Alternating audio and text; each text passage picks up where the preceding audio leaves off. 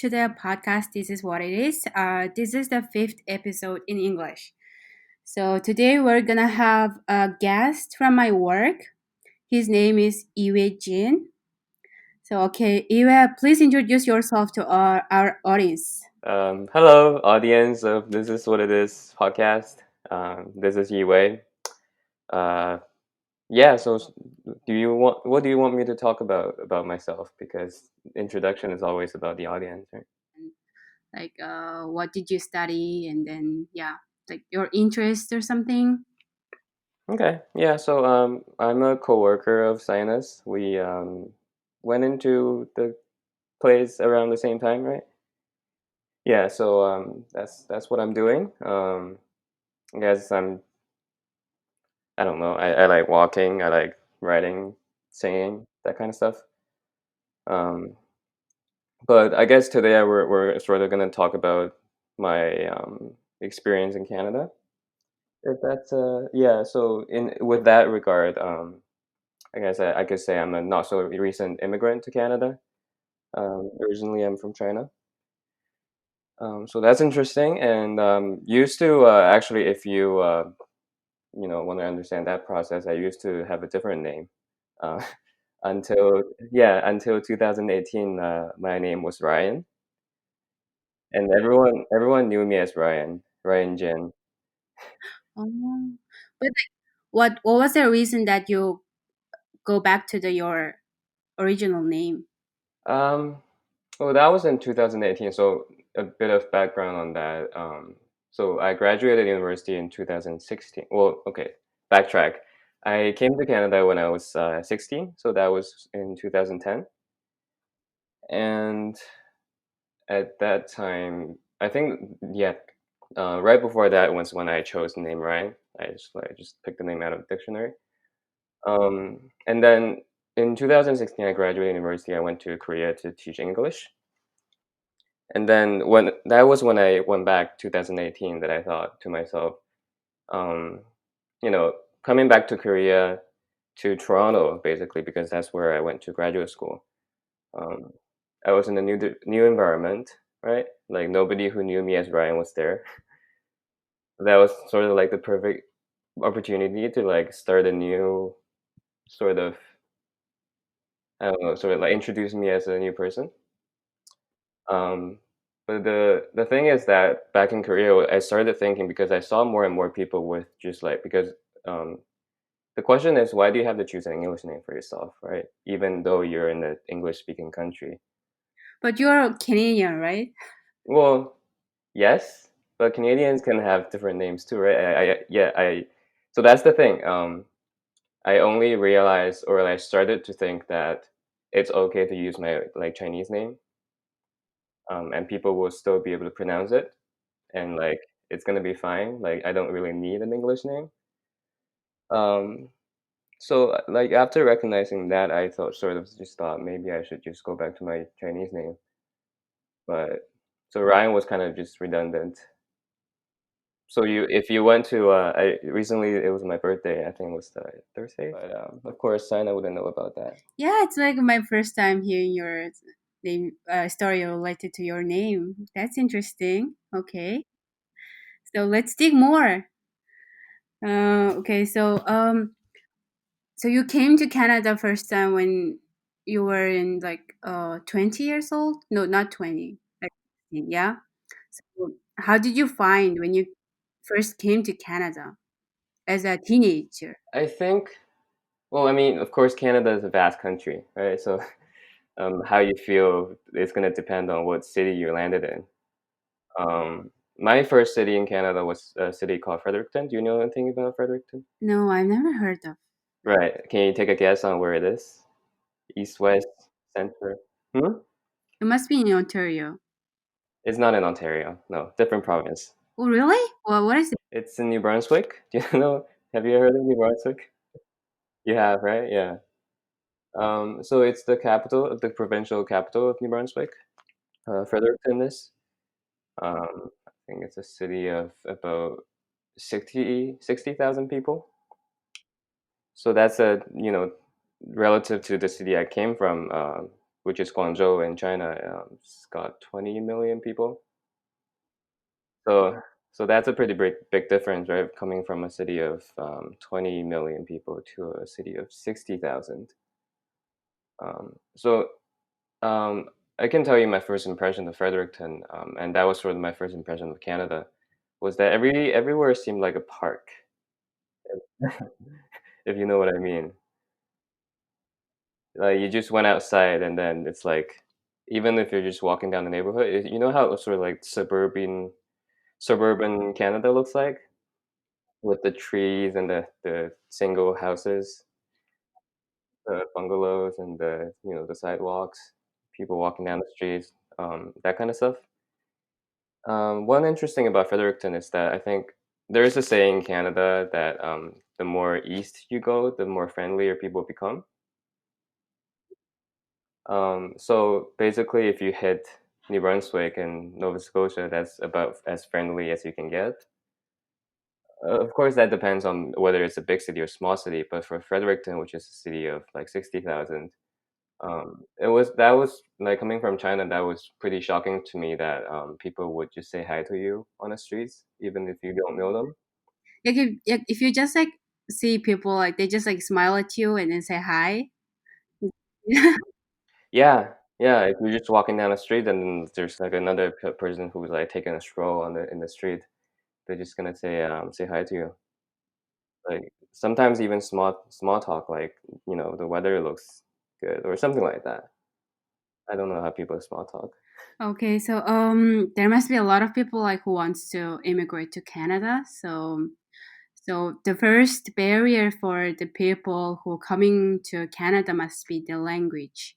So how did you overcome the language challenges over the years? But like, I know that you went to high school, or like grad schools, and then it must be easier for you. But like, did you have any difficulties? Yeah, like I guess instead of saying how I overcame the language barrier, it's more like how I am overcoming. I'm still feeling the language barrier today, so it's always an ongoing process. Um, hmm. I guess like if you went back to when I first came, right, I think that's when people can sort of, if they're interested in overcoming, then that's when they're gonna relate more to. Um, I mean, of course, when you're coming here um, as a 16-year-old, it's quite different if you came here, you know, when you're 25 or something. I think when you're 16, thing about being here as a 16-year-old is that you're always trying to fit in, because teenagers have that sort of natural tendency to want to be liked by others, like even more so than adults, perhaps, because they don't really have a um, uh, formed sense of self yet. So you're not really sure who you are, and you're just kind of trying to mimic what other people are doing. So I think that was part of it. It was just like I didn't really feel confident in myself, because everywhere I looked in Fredericton, like given that it's a small city of mostly white people, you just see difference, right? And you want to minimize that difference. So I think that's what sort of gave me that push.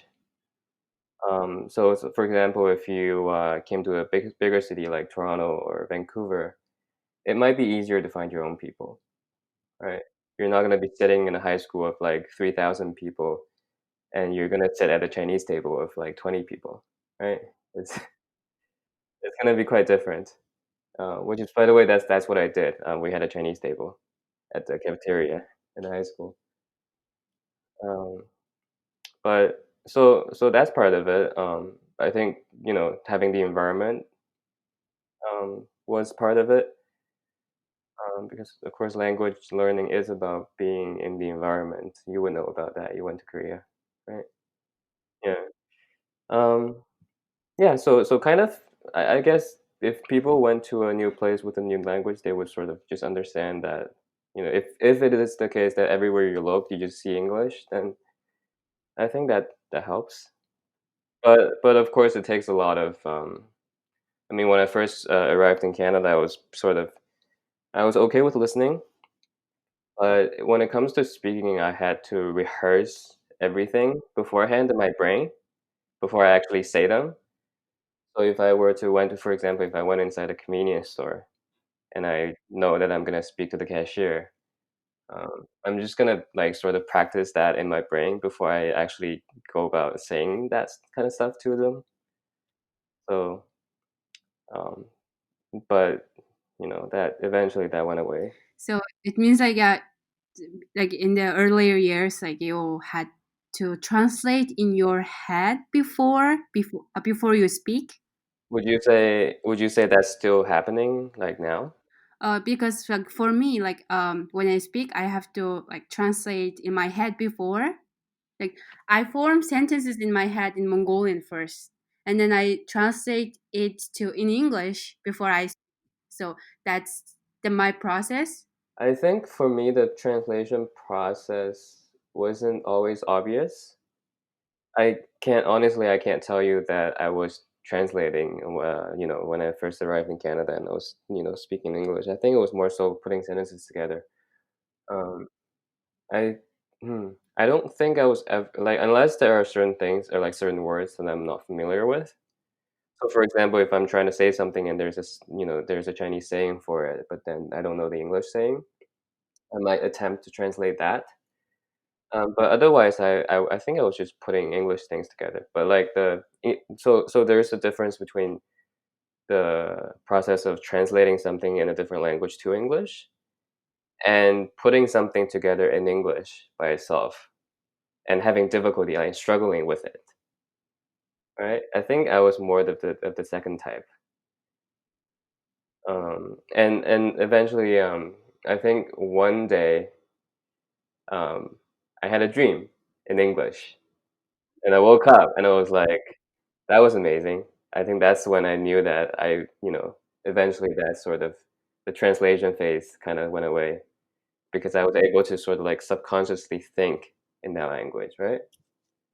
So that's been interesting. Yeah, I also remember that like I was like having dream in English, and it was like a first like time like I think, and I after I woke up, I felt so good. Yeah, so I think that's a pretty common experience among people who went to a different country or like speak a different language. Okay, Yeah. so when you came to Canada first, and then were you by yourself, or like how did you manage to live? So I came with my family because we're landed immigrants. So for the most part, my mom was living with me.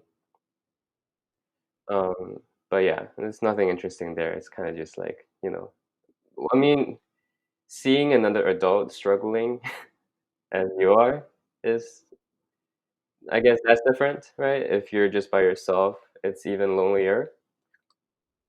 Um, but having someone else take care of you, and my mom did take care of me.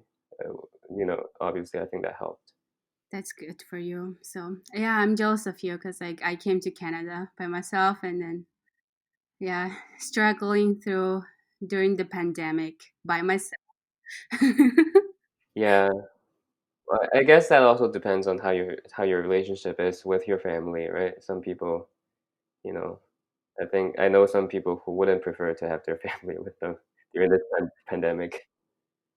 You're gonna be stuck with your mom and dad in the same household. Yeah, you have to like you stay them like 24/7. There must be a lot of struggle or There's gonna be a lot. Well, I know for me, there's gonna be a lot of friction because I know my mom likes to micromanage, and I don't like to be micromanaged.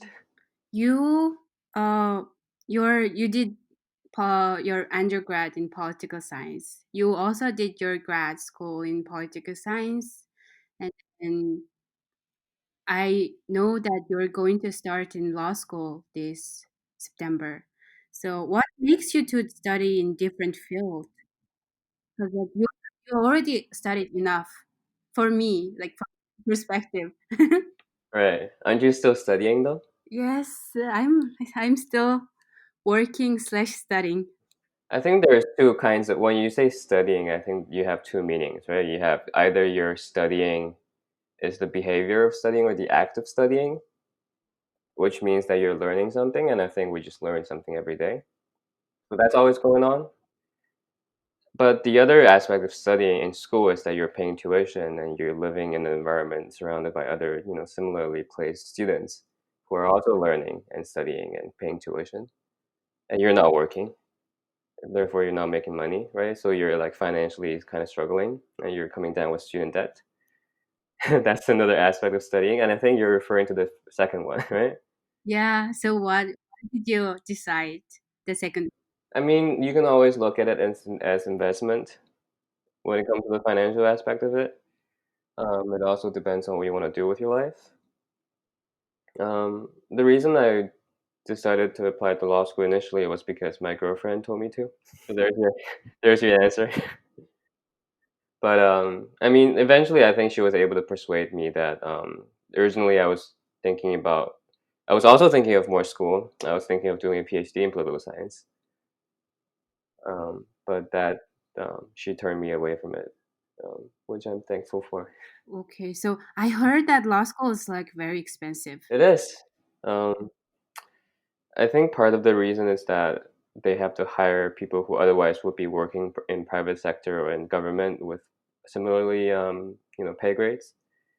So if you want to persuade like a private lawyer to teach at your school, then you got to pay him about the same salary that he would be making in the private sector, right? So that's part of it. So the investment you're doing these days is gonna pay you a lot in the future, I guess. Well, it depends on me if I choose to actualize that investment. I mean, yeah. So I mean, the legal field is a pretty differentiated field. People have a pretty. I mean, when you think of lawyers, what do you think about? The first thing that came to my mind is like they they got they get paid a lot, right? Right. So that's the first myth, right there, that lawyers get paid a lot. Um, Yeah. A lot of lawyers get paid, like, I think in Canadian dollars, about, I would say 60,000 a year. Well, that's kind of like actually, that's a lot of lawyers. It's not at least. Is what people are paid, like, regularly. Um, and I think it depends on if you're working for, a private firm, if you're specializing in corporate law, that tends to be higher paid than if you worked at a legal aid clinic, right? If you're helping out people who otherwise can't pay for their defense, that's quite different. If you're working for a nonprofit, it could really be project driven, which means that the income is not so stable. Um, but yeah, or if you work in a government job, then you know that you're gonna get the work, you're gonna get paid, but it's quite different than you're trying to get your own clients. So that's also different. So what do you want to do after law school? So you want to go to a corporate field or a government? Well, ask me in 3 years and I can tell you. Because like like whenever I think of lawyers, like I always like remember watching the show like Suits. Yeah, so it's like whenever I watch it, so they work so hard and like they're staying all night up, and then like, yeah. Yeah, I mean that's probably some lawyers. Um, I know that I want to that's not the kind of lifestyle I want. Um, whether I'm able to avoid that is a different story, but at least from the perspective of ideally, um, yeah, I would like to have a life work balance, and I put life first. See that? It's not work life balance, it's life work balance. Okay. Okay, that's so interesting. So, what do you think of this pandemic these days in Canada or the worldwide? Yeah. Now we're talking about work. uh, Yeah, it's like our job is like to read news, right? yeah, yeah. So, I mean, what do you think? You've been asking me tons of questions. Oh, it's my podcast, and then you. Okay, so I'll get the question, and I don't know. It's like I think it's getting better, but I don't know what's gonna happen. There's still some like fear going around because like people who has no symptoms, but they have already got the virus, so that's why they can get they can infect other people. Right, because yeah, so that's an interesting point because I was doing some research on school reopening and people, well, I guess students, right? If they want to go back to school, what some countries are doing is that they are, mandating a health exam every morning before they come to school. Either they're going to contact their parents and tell them to test their temperature, or ask them if they have symptoms. But that's really difficult for asymptomatic people. So if you have that kind of student coming into the school, you don't know that that person is sick, and that could spread, right? But then at the same time, it's like not having school for parents is really Okay, tough. so I think the province we are living at right now is like doing better than the other provinces, I guess. So what do you think about Quebec reopening their school? I think for so that also sort of came to me when I was doing the research. And elected, so basically, I think for officials who are elected, they are under more pressure to open the schools because parents have been giving them pressure to do so. It's not just it's for example, if you're the public health officer, right? You're not elected. You're so you don't really need to be accountable to voters, right? So you can say that from a public health standpoint, this is what needs to happen. Close your businesses, close the schools. Let's not have any sort of travel, right? But that's quite different if you're elected and you're gonna, do the same thing, and maybe some voters don't like it. So there's that. I think that the provincial government in Quebec is under a lot of pressure to open the schools. Um, but sometimes it's not just public health. How do you feel about the virus or something like pandemic when you're Canada? Do you think that Canada is the one of the safest place? I mean, again, it depends on, as we just discussed, right? It depends on what area of Canada you're in. I guess if you're in Yukon, then maybe you're not that worried. Our audience like they must be coming to Canada like study and live and then so what do you think? Because like you lived longer than I am living. I live in Canada and then I think you might know better than me. And You mean just in terms of are they gonna get sick? I hope they're not traveling now, right? But are they? I think once the travel restrictions are lifted, um, if all the options to go to study in an, I suppose, an English speaking country in was broadly defined as the West, right? If that's your leaning, um, yeah, there are some. I mean, there aren't as many good schools in Canada as say in the United States, but obvious the situation in that country is quite terrible. Um, and I don't know when they're gonna fix it. Might be after November. I heard that it's gonna have like it's gonna continue like up to 2022. It's like Yeah, until the vaccine is developed, right? Um, but I heard that there's a lot of like almost like seven vaccines under the test.